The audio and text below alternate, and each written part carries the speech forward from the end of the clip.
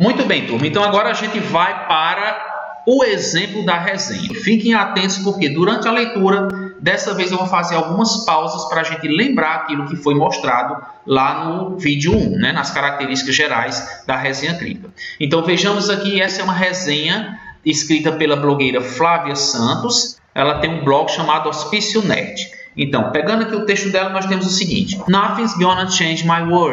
Nada vai mudar meu mundo. Primeira coisa, a gente relembra, né? Um título sugestivo. Ela colocou nesse título um trechinho, uma frasezinha de uma letra da canção Across the Universe dos Beatles, uma forma de chamar a atenção do público. Obviamente que esse título vai ser percebido por quem é fã da banda. Quem não é, não tem muita informação a respeito. Mas vamos ao texto. Meus caríssimos hospicianos, obviamente fazendo referência ao blog dela, hoje vim trazer para vocês algo diferente do que estou acostumada. Resolvi dar um passeio na nossa Disney e trazer algo realmente incrível. Recebam com muita euforia The Beatles Get Back. Aqui ela faz uma espécie de uma apresentação bem tradicional, né? Em que você termina o parágrafo mencionando a obra que será analisada. Vejam. Idealizada pelo aclamado diretor Peter Jackson, sim, o queridinho da nossa amada trilogia O Senhor dos Anéis, The Beatles Get Back é uma série documental que narra o processo de gravação do 12º e último álbum da banda, Let It Be, anteriormente conhecido como Get Back. A produção traz, na verdade, um compilado restaurado a partir de mais de 60 horas de imagens inéditas captadas pelo cineasta Michael Lynsenhock em janeiro de 1969, além de mais de 150 horas de áudio nunca antes ouvida. Então, prestem atenção. Esse é também um parágrafo de apresentação. Por quê, professor? Porque se você observar bem, neste parágrafo nós não temos nenhum elemento argumentativo.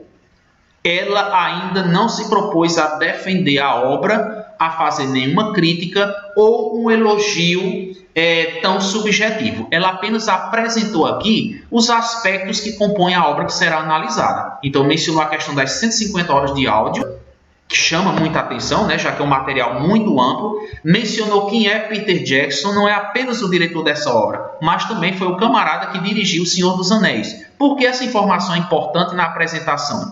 Porque já leva o leitor a perceber que a obra foi produzida por alguém que tem uma experiência muito grande, né? Então, inclusive fãs de Senhor dos Anéis e não tão fãs dos Beatles, podem ter uma curiosidade para conhecer esse trabalho dele aí, certo? E aqui também um detalhe das informações desse álbum, embora ela tenha dito que seja o último álbum dos Beatles, na verdade foi o último álbum lançado, não o último álbum gravado. Mas isso aí é só um detalhezinho.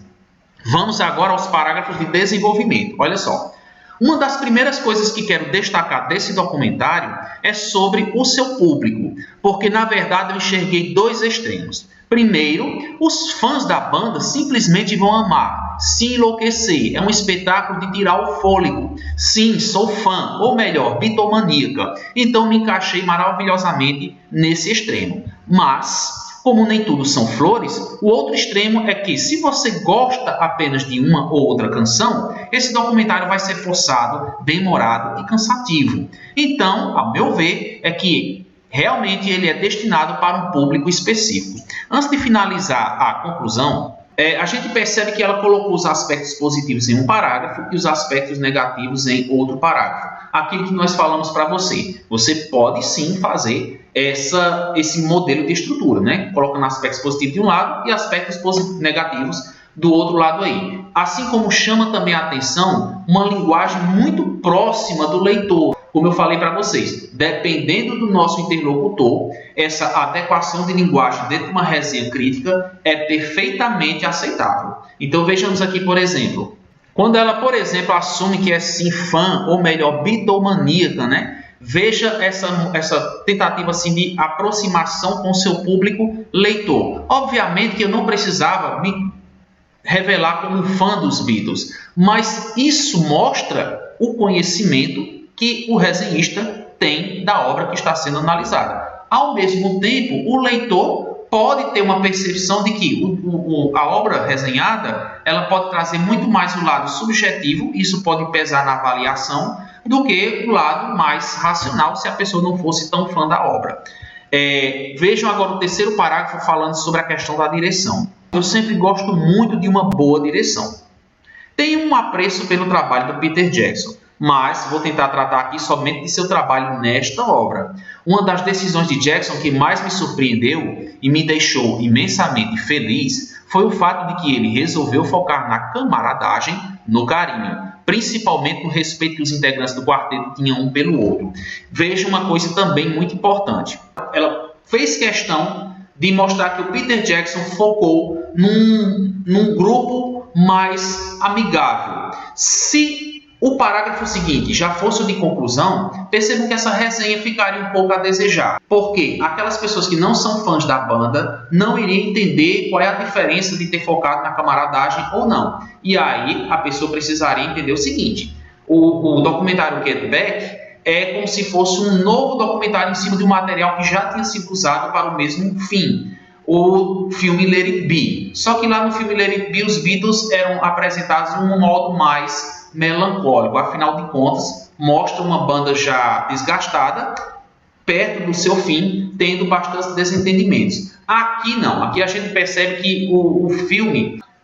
que as filmagens mostram um documentário em que os Beatles não estavam apenas naquele clima de despedida, mas havia ainda uma sintonia muito grande entre eles. E isso a nossa resenhista fez perfeitamente quando ela colocou o parágrafo seguinte: porque bem se sabe que haviam bastantes rumores do mau relacionamento que existia entre eles naquele momento específico retratados na série. Agora a cereja do bolo foi Jackson conseguir a façanha, claro, graças à tecnologia moderna, recuperar diálogos em que Paul McCartney, John Lennon, George Harrison e Ringo Starr tentavam esconder aumentando o som das guitarras.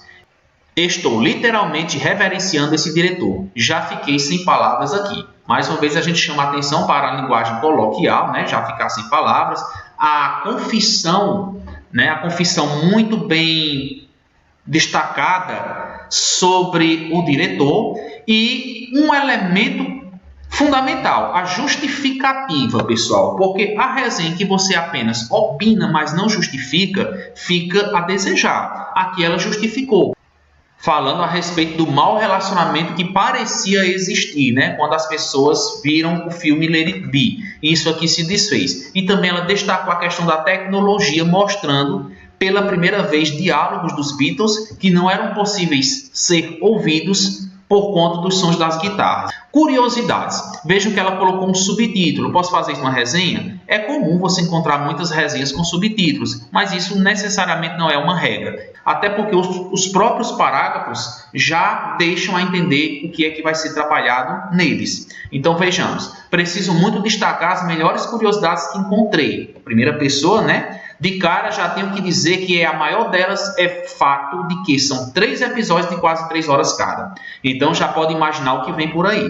Mas dentro dessas horas, vamos nos emocionar com a chegada do pianista Billy Preston, o que para mim foi um dos momentos mais tocantes. Tem uma outra boa revelação dentro da série, porém não quero entrar em detalhes porque, como prometi, não teremos spoilers. Mas só adianto que vocês poderão se surpreender com a Yoko Ono. Veja que ela deixa uma curiosidade no ar ao falar de Yoko Ono. Mais uma vez, quem não conhece a banda Beatles, ou quem não conhece de uma maneira mais aprofundada, não vai entender qual é a surpresa que as pessoas vão encontrar sobre a Yoko Ono. Mas quem é fã da banda sabe que há ainda rumores de que a Yoko Ono foi a responsável pela dissolução do grupo. E neste documentário deixa para o fã dos Beatles a impressão de que essa memória negativa a respeito da Yoko Ono pode ser rompida.